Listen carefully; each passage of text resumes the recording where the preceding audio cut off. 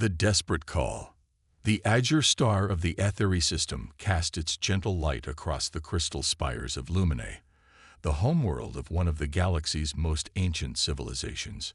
For millennia, the Aetheri had devoted themselves to art, philosophy, and the pursuit of knowledge. Their ships resembled floating cathedrals of spun glass, designed for beauty rather than battle. They had no word for war in their language until the Korthek came. Ambassador Lysia stood in the council chamber, her translucent wings trembling as another explosion shook the orbital defense station. The crystalline walls, which normally sang with harmonic frequencies, now screamed with the dissonance of structural failure.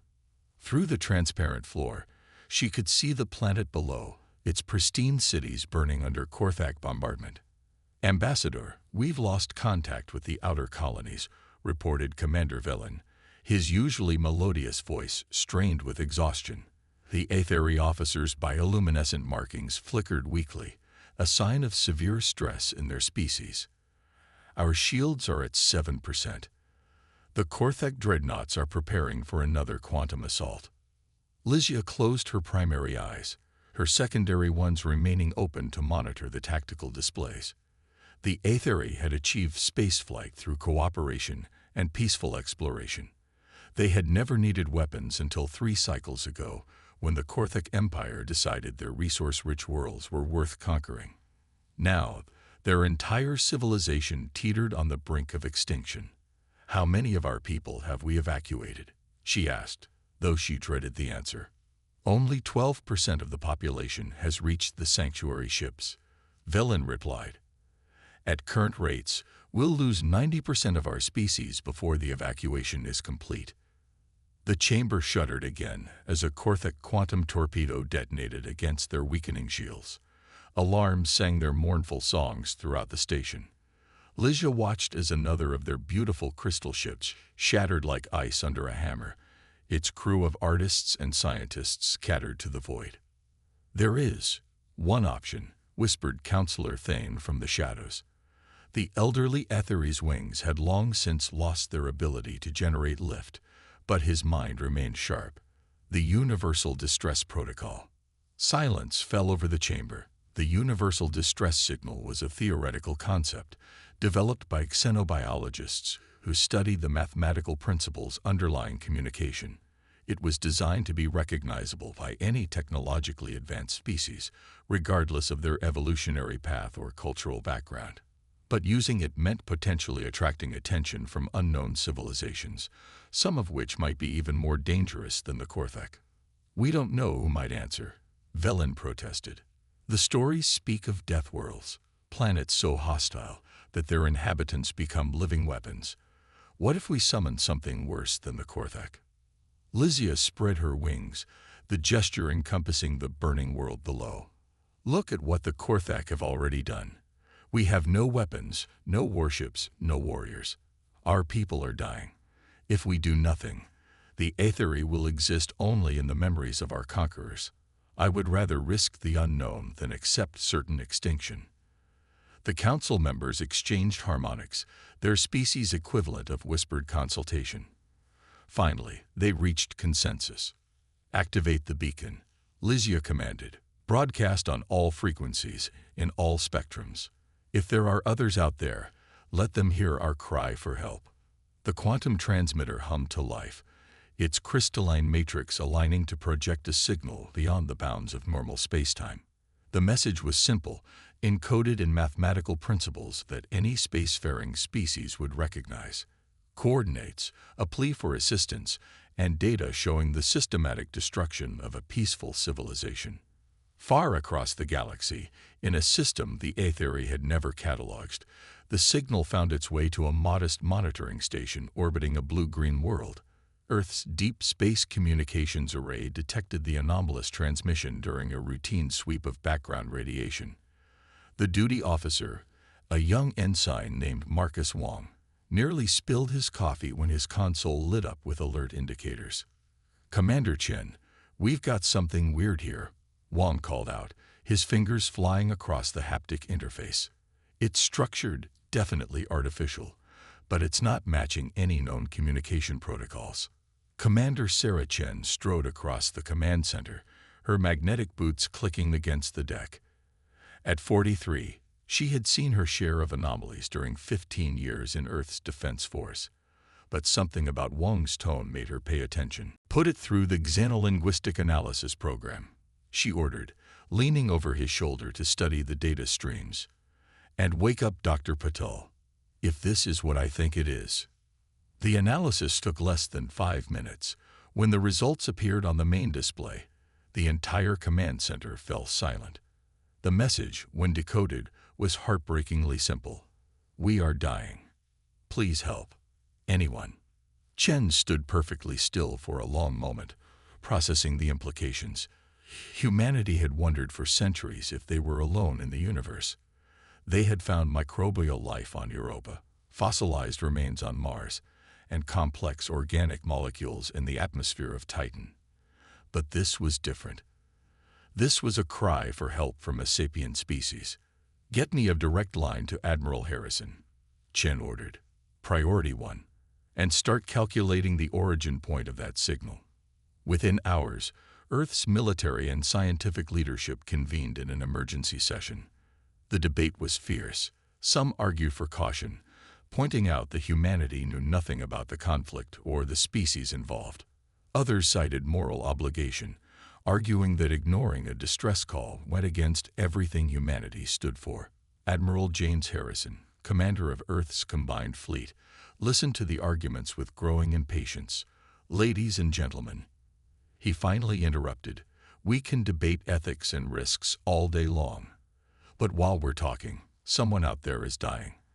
They asked for help. In my book, that settles it." The vote was close, but intervention won. Harrison immediately began planning the most ambitious military operation in human history. 3 of Earth's newest warships, the Resolute, the Defiant, and the Indomitable, were equipped with experimental hyperdrives that had only been tested on unmanned probes. Each vessel carried a complement of Marines trained in zero-gravity combat, along with enough firepower to level a small moon. Captain Michael Torres stood on the bridge of the Resolute, reviewing the mission parameters one final time. At 38, he was one of the youngest captains in the fleet, but his record in the Jupiter insurgency had earned him this command. "All systems green, Captain," reported his XO, Lieutenant Commander Asha Gupta. "Hyperdrive is spun up and ready." The Defiant and Indomitable report similar status. Torres nodded, his dark eyes fixed on the star chart showing their destination. "Any luck on additional translation of their signal?" "Dr. Patel's team has extracted some imagery," Gupta replied, transferring the files to the main display. "Looks like the beings who sent the distress call are, well, they're beautiful, sir." The images showed tall, slender creatures with translucent wings and bioluminescent markings. Their cities appeared to be constructed from crystal and light, with architecture that defied conventional engineering principles. Other images showed these same cities burning, and massive black warships that looked like mechanical predators. "And these are the aggressors?" Torres asked, studying the enemy vessels. "Yes, sir. No identification yet, but their weapons' signatures suggest quantum-based energy systems, way beyond anything we've encountered." Torres smiled grimly. "Good thing we're bringing kinetic weapons then. Sometimes the old ways work best." He opened a channel to the other ships in his task force. "All vessels, this is Resolute. Final systems check in T-5 minutes. Remember, we're going in blind here. We don't know the tactical situation, the enemy's capabilities, or even if the species that called for help will welcome our intervention. But we're going anyway, because that's what humans do. We help those who need it." The countdown proceeded smoothly. When it reached 0, Torres gave the order that would change humanity's place in the galaxy forever. "All ships, engage hyperdrives. Let's go save some lives." The 3 Earth warships vanished in flashes of exotic radiation, their experimental drives punching holes through the fabric of space-time itself. They'd raced across the galaxy at speeds that would have been considered impossible just decades earlier, carrying with them humanity's greatest strengths and most dangerous capabilities. Back on Earth, Admiral Harrison watched the departure from his command center. "God help anyone who stands against them," he murmured. "They're about to learn why Earth is classified as a Class V death world." The die was cast. For better or worse, humanity was about to announce its presence on the galactic stage. When death comes to save you, the Aetheri home system materialized around the human fleet in a cascade of exotic particles as their hyperdrives disengage. Captain Torres gripped his command chair as the Resolute's sensors immediately screamed warnings. They had emerged directly into a battlefield. Tactical analysis, now. Torres barked, his trained eyes already processing the chaos visible through the main view screen. Burning debris filled local space, the remains of what had once been elegant crystalline vessels, drifting like shattered stained glass windows. Multiple hostiles.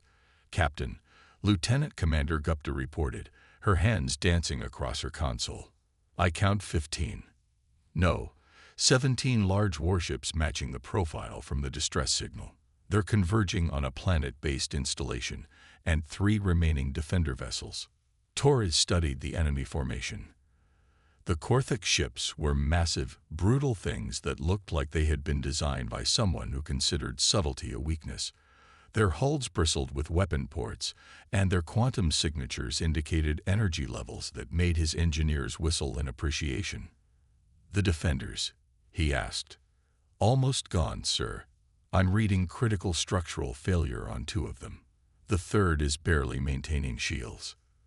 Through the view screen, Torres could see the alien defenders more clearly now. They were beautiful ships, just as the intelligence reports had suggested, all flowing lines and crystalline matrices. But beauty meant nothing against the Korthak's overwhelming firepower. Even as he watched, one of the crystal ships began to break apart, its hull fracturing like ice under pressure. "Open a general channel," Torres ordered. "All frequencies. Channel open." "Sir." Torres stood, straightening his uniform. "Attention all vessels. This is Captain Michael Torres of the Earth Defense Force Starship Resolute. We are responding to a distress call from this system. Cease all hostile actions immediately." The response came swiftly. A harsh, guttural voice filled the bridge, the universal translator struggling with the aggressive tonal patterns. "Unknown vessels, this is War Master Krex of the Korthak Empire. This system is under our protection. Withdraw immediately or be destroyed with the Aetheri weaklings." Torres smiled coldly. "War Master, I'm going to give you one chance to reconsider. Power down your weapons and prepare to withdraw from this system." The Korthak response was a barrage of quantum torpedoes aimed directly at the Resolute. Torres didn't flinch. "Point defense systems, engage. All ships, combat formation Alpha. Let's show them how humans fight."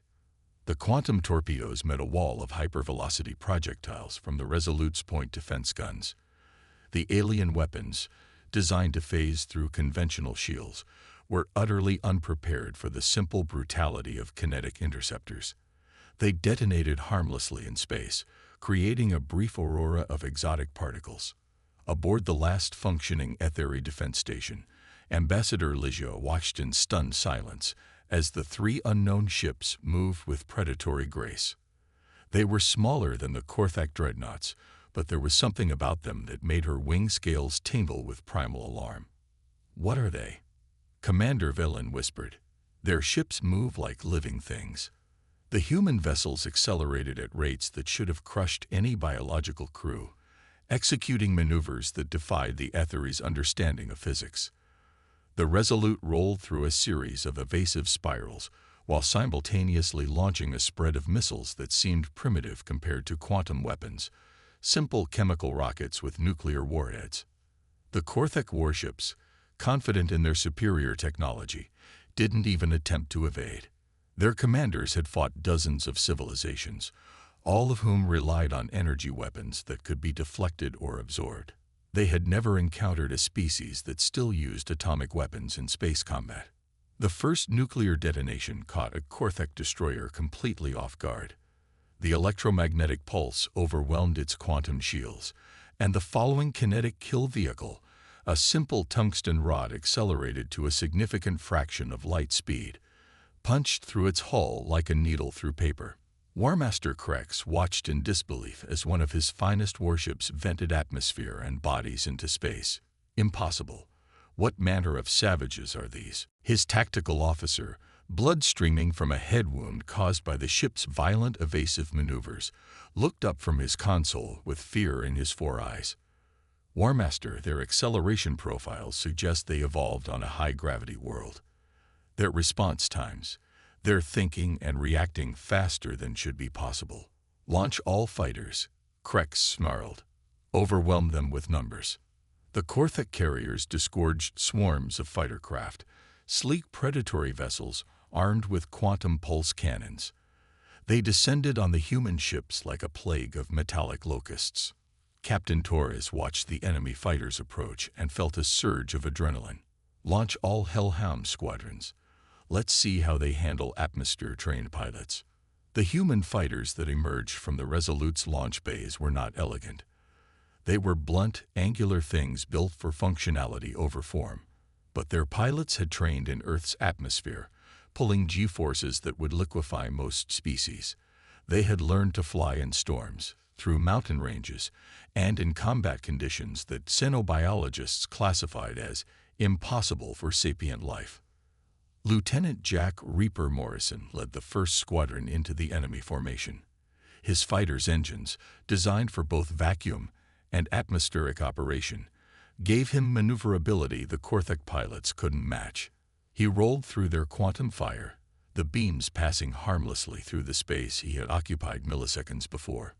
"Weapons free, people," Morrison announced to his squadron. "Remember, we're the rescue party. Let's make it count." The dogfight that followed would be studied by military historians for centuries. The Korthek fighters outnumbered the humans 3-1. But they were unprepared for opponents who treated physics as a suggestion rather than a law. Human pilots executed maneuvers that should have killed them, their enhanced G-suits and training allowing them to function under accelerations that turned Korthek pilots into organic paste. Back on the bridge of the Resolute, Torres coordinated the larger battle. The Defiant and Indomitable had engaged separate Korthek battle groups, their rail guns and missile systems proving devastatingly effective against opponents who had never learned to defend against simple kinetic weapons.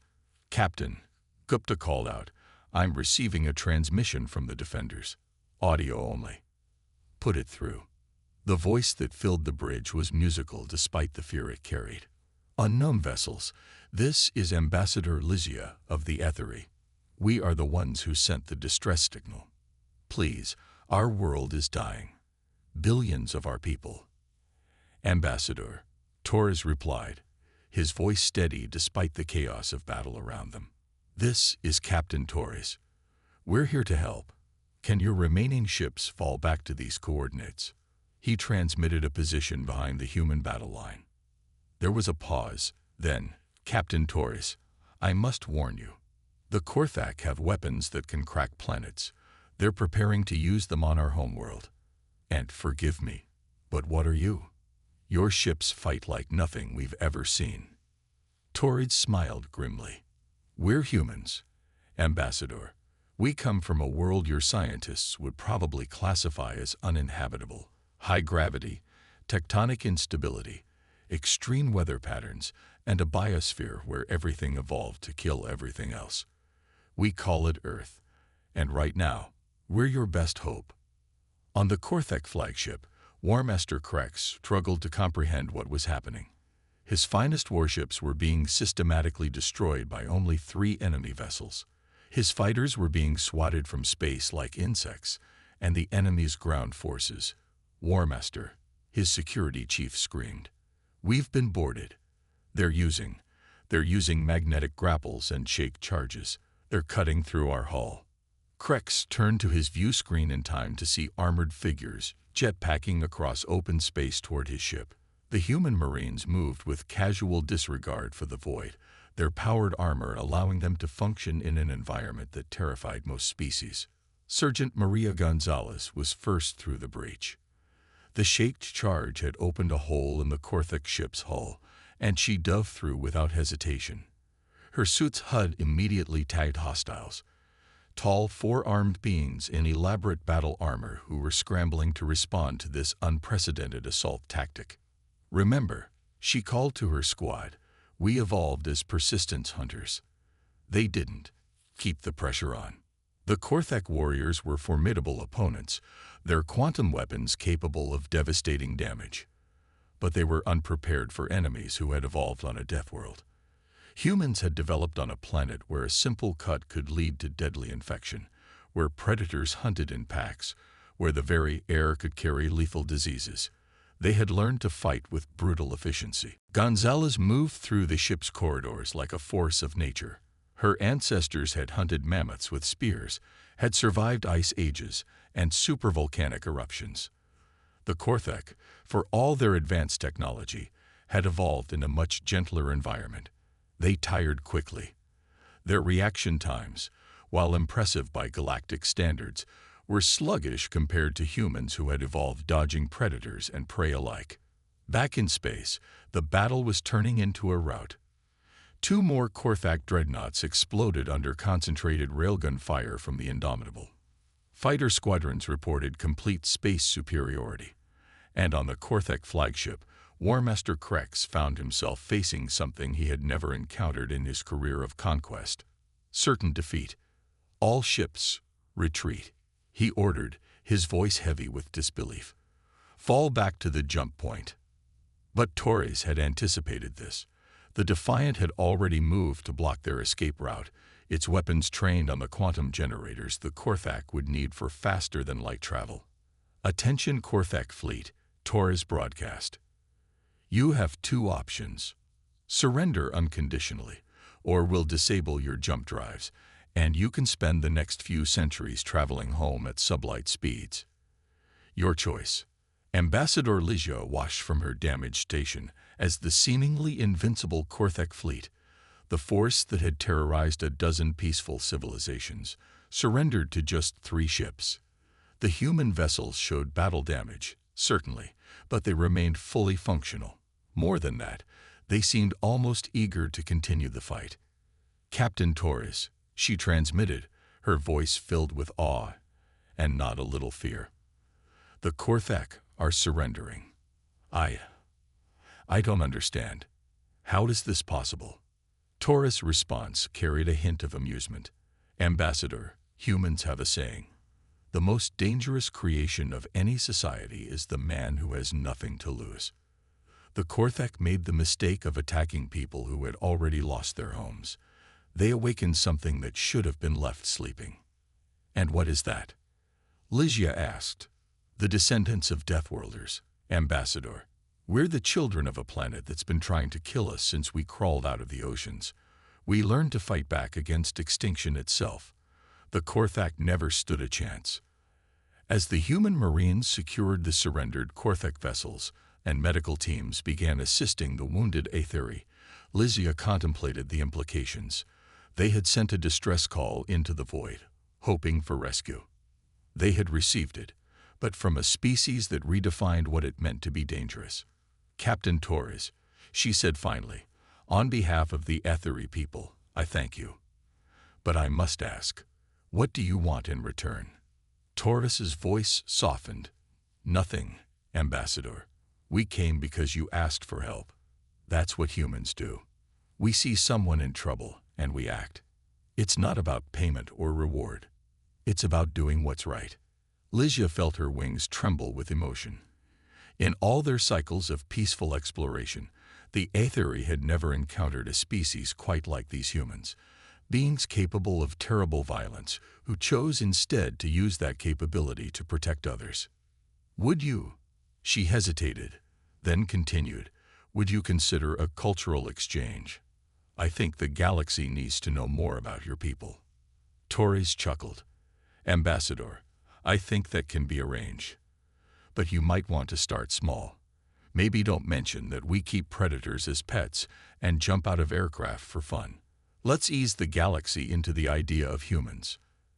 As the Earth ships began humanitarian operations and the Korthak, learned the consequences of threatening humanity's new friends. Word spread throughout the galaxy. The humans had arrived. They came from a death world. They fought like demons, and they answered distress calls from strangers. The age of human expansion had begun, and the galaxy would never be the same.